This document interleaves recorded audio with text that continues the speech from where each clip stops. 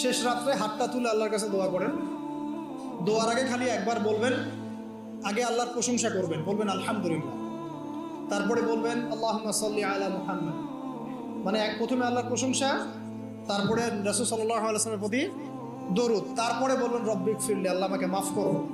এরপরে আপনি আপনার দোয়া করুন। যত দোয়া আছে, আধা ঘন্টা লাগুক, 1 ঘন্টা লাগুক, দোয়া করতেই থাকবেন, করতেই থাকবেন, করতেই থাকবেন। চোখ দিয়ে পানি না বের হওয়া পর্যন্ত চেষ্টা করতেই থাকবেন। পারবেন না? মানে আল্লাহর কাছে কবুল করাই নিবই নিব, এরকম একটা ভাব। আর এই যে সবচেয়ে বড় ওসিলা, একদিন বলে দিয়েছিলাম, আল্লাহর কাছে সবচেয়ে বড় ওসিলা দিয়ে দোয়া করবেন।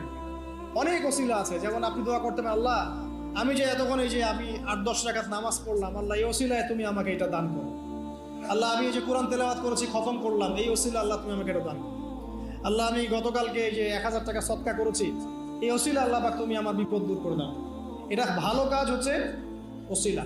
আর সবচেয়ে বড় ওসিলা হচ্ছে আল্লাহ পাকের তাওহীদ, লা ইলাহা ইল্লাল্লাহ। আল্লাহকে বলবেন, আল্লাহ তোমার তাওহীদের ওসিলায় তোমার কাছে আমি এইটা চাচ্ছি, ওইটা চাচ্ছি। দেখবেন ইনশাআল্লাহ আপনার রিজিক যদি হালাল হয়, ওই রিজিকে যদি সুদ না থাকে, আর ঘুষ না থাকে, আর দুর্নীতি না থাকে, ইনশাআল্লাহ আপনার দোয়া কবুল হবে। আর এরকম দোয়া কবুলের অনবদ্য মুহূর্তেও দোয়া